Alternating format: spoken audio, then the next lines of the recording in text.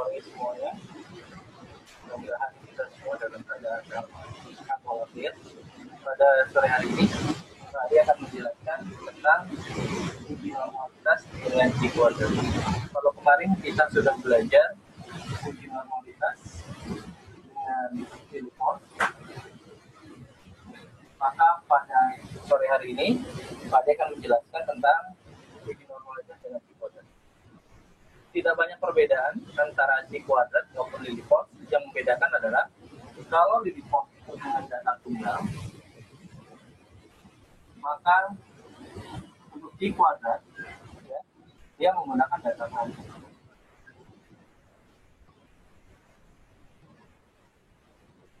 Perbedaannya adalah satu data tunggal, data tunggal. Sebagai contoh, kita akan mulai perhitungannya. Akan pasti punya sebuah ini ada kelas ya. Kelasnya adalah dari 20 sampai 24, misalkan 25 sampai 29, 30 sampai 34, kemudian 35 sampai 39. Ada punya F 5, 8 misalkan 10, kemudian 7, semuanya jumlahnya adalah 30. Apa yang harus kita lakukan pertama kali? Kita lakukan pertama kali adalah menentukan nilai S dan X bar. Ya, nilai X bar ini boleh dituliskan X bar atau rata-rata ya. Sigma FI dikali XI dibagi sigma F atau dibagi N.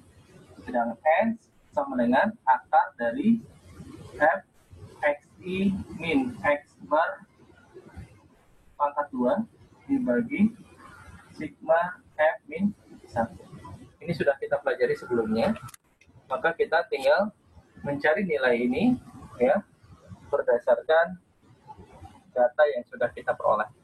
Kita akan menguji apakah data ini nanti normal atau tidak. Ya, langkah pertama kita menentukan X bar dan menentukan nilai S. Seperti biasa, untuk mencapai nilai S, maka kita tentukan nilai XI-nya dulu. XI adalah nilai tengah kelas. 20 sampai 24, tengahnya ada di 22. 25 hingga 29, tengahnya ada di 27. 30 sampai 34, tengahnya ada di 32. 35 sampai 39 ada di 37. Seperti itu ya. Nah, cara mudahnya ya seperti kemarin pernah diajarkan, 20 tambah 24 bagi 2. 25 tambah 29 bagi 2. 30 tambah 34 bagi 2. Dan 35 tambah 39 adalah dibagi 2. 37. Ya, seperti itu ya. Ini sudah pernah kita pelajari sebelumnya. Di sini ada FI dikali XI. Artinya adalah perkalian antara nilai F dengan nilai XI-nya. 5 kali 22 110. 8 kali 27 216. 10 kali 32 320. Dan 7 dikali 37 adalah 259. Ya. Dan kemudian kita akan jumlah. Ya. Nanti silakan digunakan kalkulatornya. Kita akan jumlah 110 tambah 216 tambah 320 tambah 205 adalah 905. Seperti itu ya. Lalu langsung kita buat F XI min X bar pangkat 2. Ya. Untuk yang pertama, maka di sini kita masukkan F-nya adalah 5. X bar-nya dulu ya. X bar-nya sama dengan 905 dibagi 30. Ya, yaitu 30,1. Ini adalah X bar kita. 30,16. 905 dibagi 30. Nah, sekarang tinggal kita masukkan X-nya adalah 22, X bar-nya adalah 30,16 pangkat 2. Seperti itu ya. Lalu yang berikutnya F-nya adalah 8, 8 dikali XI-nya adalah 27 dikurang 30,16 pangkat 2 dikali 10, 32 dikurang 30,16 pangkat 2, dan di sini ada 7 dikali 37 min 30,16 pangkat 2. Ya, ini ya dijumlah ya, sehingga kita dapat masing-masing di sini adalah 333,47, yang di sini adalah 80,22, di sini adalah 33,61, dan yang terakhir adalah 326,86. Sehingga ketika kita jumlah, kita dapat 774,17. Nah, dari sini kita akan menentukan nilai S-nya, di mana S sama dengan akar dari ini ya, jumlah ini 774,17 dibagi F-1. F-1-nya kita peroleh adalah 30 dikurangi 1 ke 29 ya. Ini kita dapat nilainya adalah 5,17. Sehingga kita sudah dapat menentukan nilai X-nya 5,17 dan nilai X bar-nya adalah 30,16. Baik, ini yang pertama. Nah, nilai ini akan kita kunci. X dan X bar-nya akan kita kunci atau kita akan simpan nilainya ya. Kita simpan nilainya. Kita dapat X bar-nya adalah 30,16, X-nya adalah 5,1. Ini kita akan kunci. Ya, kita akan kunci. Nah, ini pada hapus. Kita akan membuat tabel berikutnya, yaitu tabel C kuadrat. Ya, tabelnya cukup panjang, maka kita akan buat tabel C kuadrat.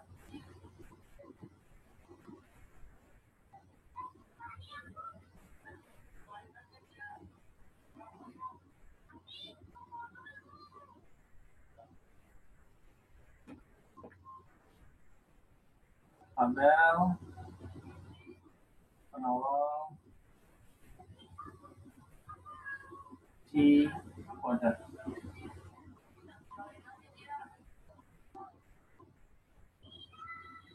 Ya, simbolnya seperti itu. Tabel penolong C kuadrat.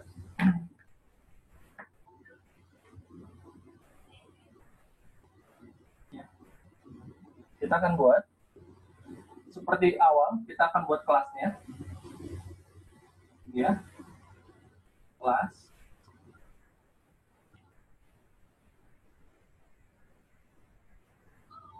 Di sini ada 20 sampai 24. Kemudian 25 sampai 29, 30 sampai 34. Yang terakhir adalah 35 sampai 39. Di sini ada FO. FO adalah nilai frekuensi yang tadi, yaitu 5, 8, 10, 7. Lalu kemudian kita dapat nilai XI.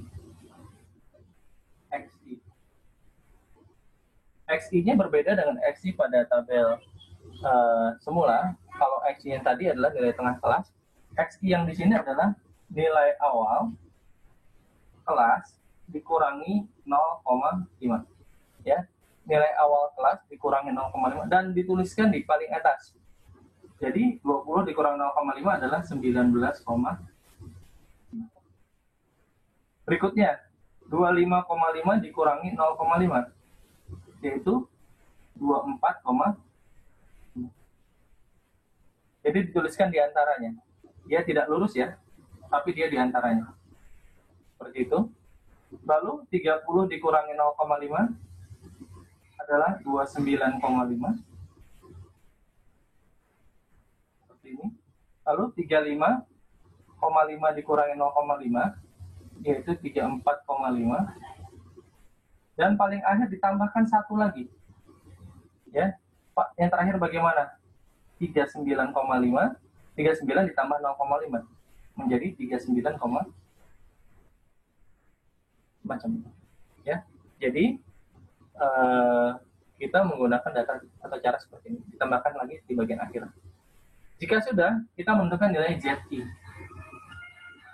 Ya. Untuk ZI, kemarin sudah, Z sama dengan rumusnya adalah XI min X bar dibagi X. Seperti itu ya. Maka untuk Z yang pertama, XI-nya kita lihat dari sini. Yaitu 19,5. Dikurang X bar-nya yang tadi kita simpan. Yaitu 30,16. Dibagi X-nya, ya, S-nya adalah 5,17. Maka kita dapat di sini adalah min 2,06.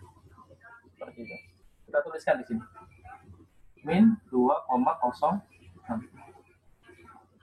Untuk Z yang kedua, sama caranya, XI-nya adalah 24,5 dikurang 30,16 dibagi 5,17. Kita dapat di sini adalah min 1,10. Tuliskan di sini. Min 1,10.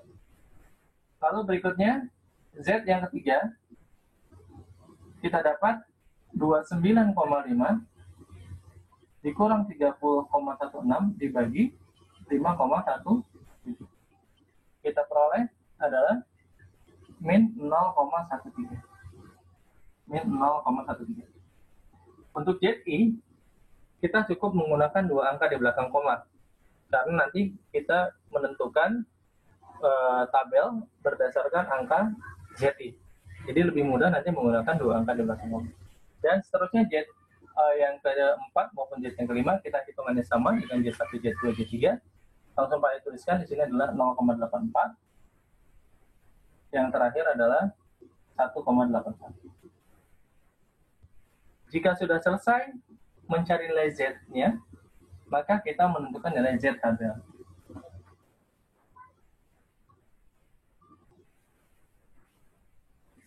Ini ada Z tabel.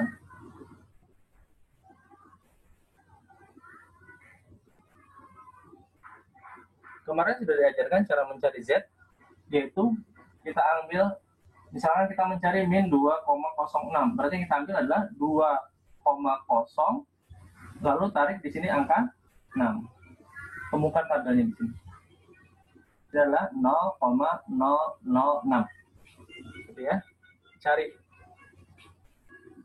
Seperti itu biasanya. Nah, kita dapat adalah nilai Z tabelnya 0,4803.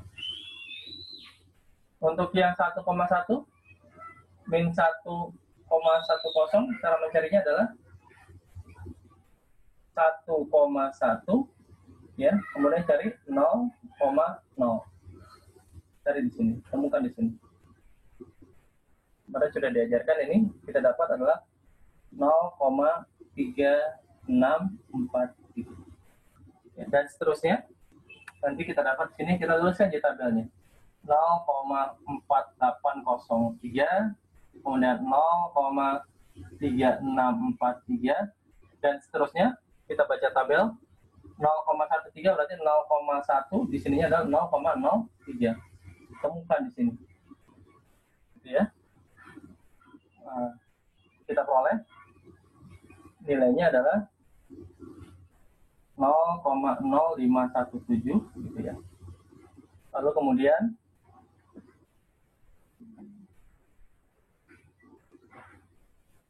(0,84), 0,8 di sini adalah 0,04. Temukan di sini ya, 0,84. Kita dapat 0,2995 di sini. 0,2995.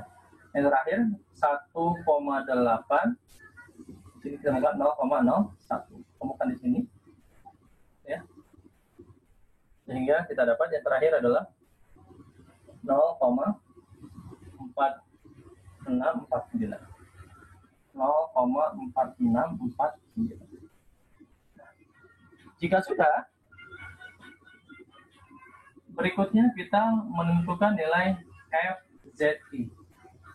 FZI. Pak Haji akan membagi dua. Ini ada yang nilai positif ini sampai sini, ya. Ada nilai negatif Z-nya, ada nilai positif di ZI-nya. Jika ya ZI-nya negatif, maka cara mencarinya adalah 0,5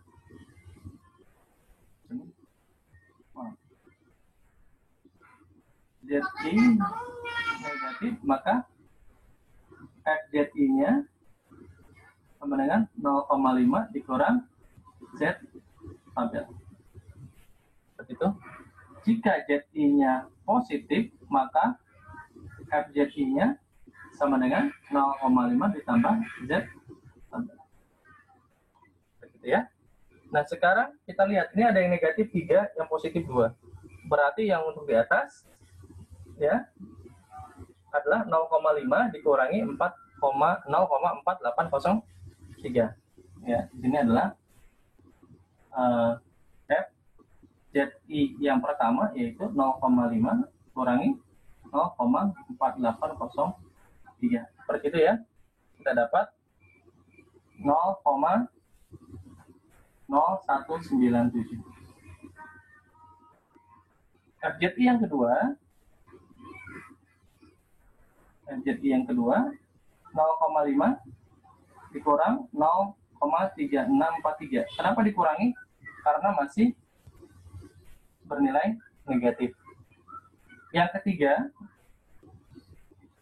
juga masih bernilai negatif, maka 0,5 dikurangi 0,0517. Untuk FZI yang keempat, perhatikan Z tabelnya, ZI-nya sudah positif. Berarti 0,5 ditambah 0,2995, dan yang FZI yang kelima, maka karena sudah positif juga, tinggal kita jumlahkan seperti ini. Baik, kalau sudah bisa, nanti tinggal kita tuliskan hasilnya. Di sini adalah 0,1357. Ya, kemudian 0,4483, lalu yang kemudian adalah 0,7995, yang terakhir 0,9649.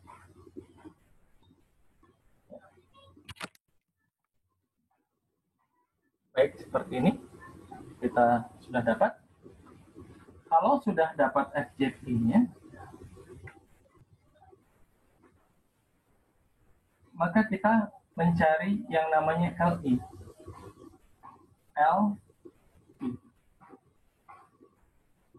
LI itu kita sebut sebagai luas interval. Caranya bagaimana? Tinggal dikurangi saja antara FZI yang kedua dengan FZI yang pertama. Jadi LI yang pertama ya kita dapat adalah kurangi 0,1357 dikurangi 0,0197 dikurangi. Yang kedua nanti ditulisnya dia searah ini di tengah-tengah lagi, di tengah-tengah lagi ya. Lalu yang kedua ini juga sama, tulis di tengah-tengah lagi, pengurangan dari sini. L yang kedua itu adalah 0,4483 dikurangi 0,1357 dikurangi. Jadi kelas yang di bawah kurangi yang di atas, di bawah kurangi di atas, di bawah kurangi di atas, bawah kurangi di atas.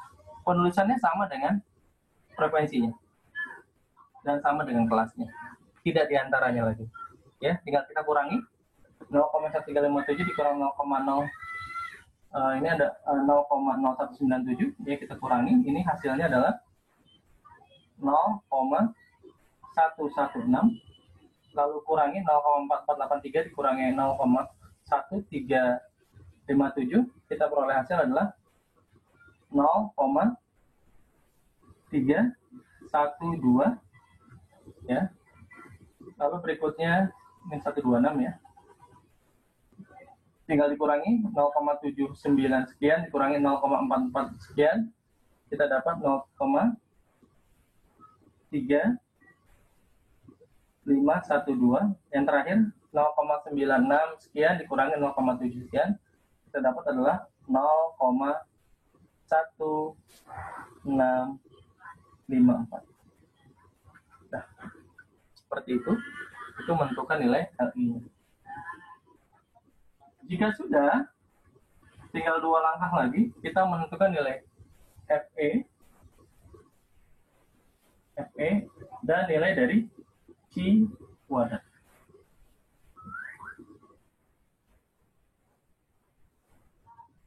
Nah, ini sigmanya adalah 30 tadi ya. Nah, bagaimana menentukan nilai L? FE itu disebut sebagai frekuensi ekspektasinya. Frekuensi ekspektasi.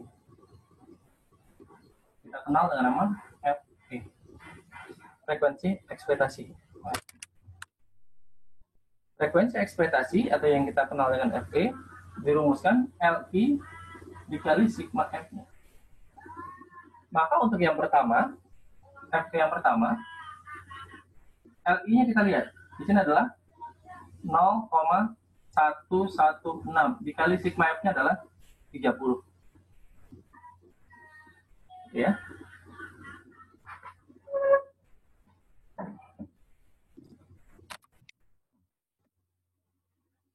Sehingga kita peroleh di sini adalah 4,582. Yang berikutnya tinggal 0,3126 dikali 30. Dari mana 30-nya? 30 adalah jumlah dari FE-nya. FE-nya 30. Ya, tinggal dikalikan saja. Ini dikali. Ya, kita dapat 12,348. Demikian juga 0,315 dikali 30. Dapat 13,872. Yang terakhir adalah 0,16 dikali 30 adalah 6,53. Nah, yang terakhir kita menentukan nilai C-nya. Ini tabel penolongnya. Terakhir kita menentukan nilai C-nya. Nah, untuk menentukan nilai C-nya, ini Pak dihapus dulu.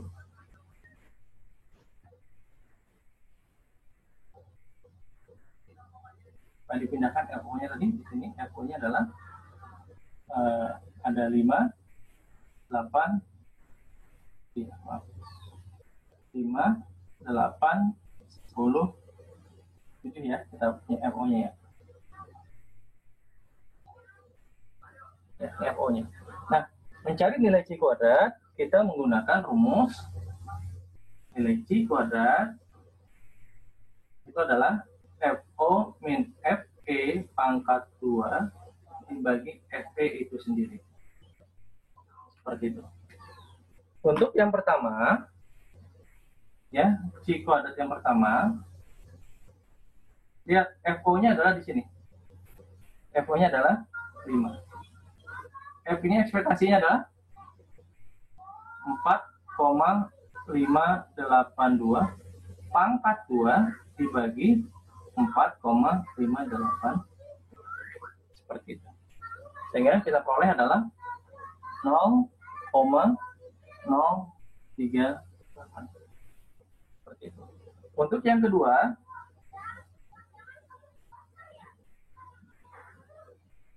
lihat nilai FO-nya yaitu 8 dikurangi ekspektasinya adalah 12,348 pangkat 2 dibagi 12,348.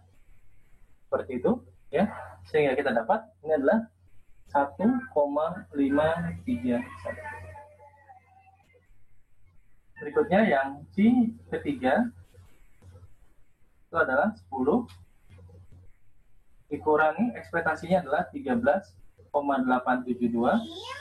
dibagi 13,872,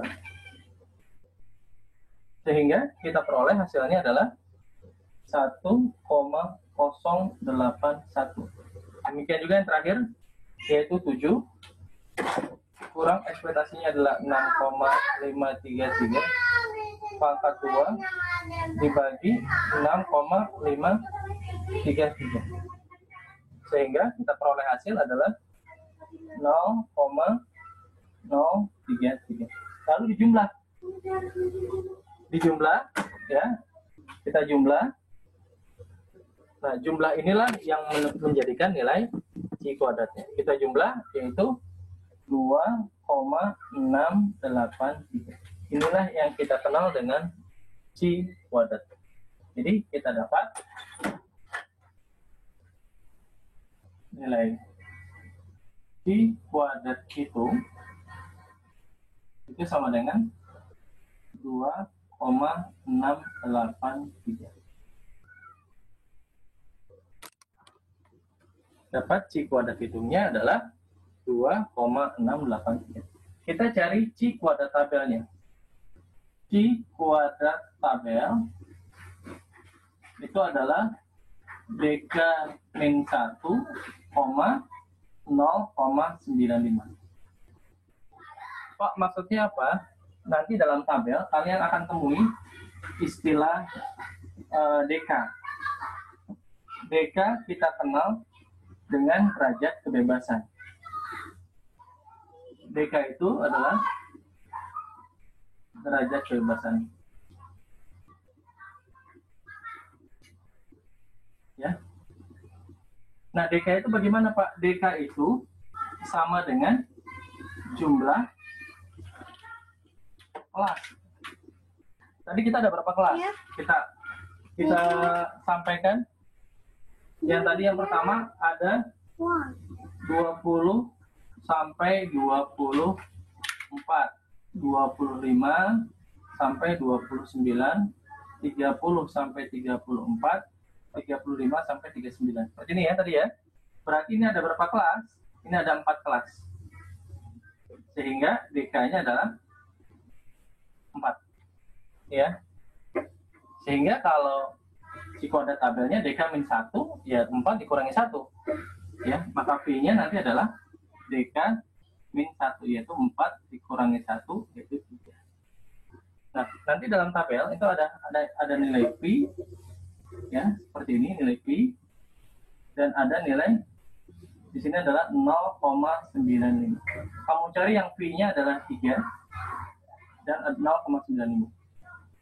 Kamu dapatkan di sini. Seperti itu. Nanti ada nilai V, ada nilai V yaitu 3, kemudian ada 0,95. Kita temukan di sini. Ya.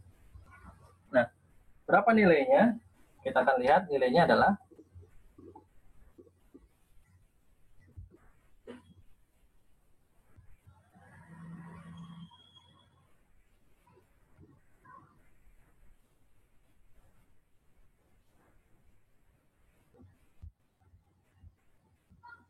7,81.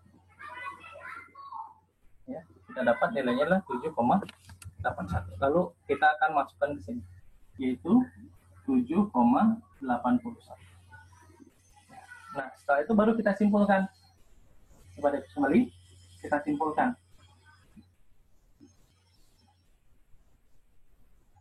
Simpulannya, ya, karena C kuadrat itu kurang dari C kuadrat tabel, ya, di mana 2,683 kurang dari 7,81, gitu ya, maka disimpulkan data berasal dari populasi berdistribusi Ya, maka disimpulkan data berasal dari populasi berdistribusi normal.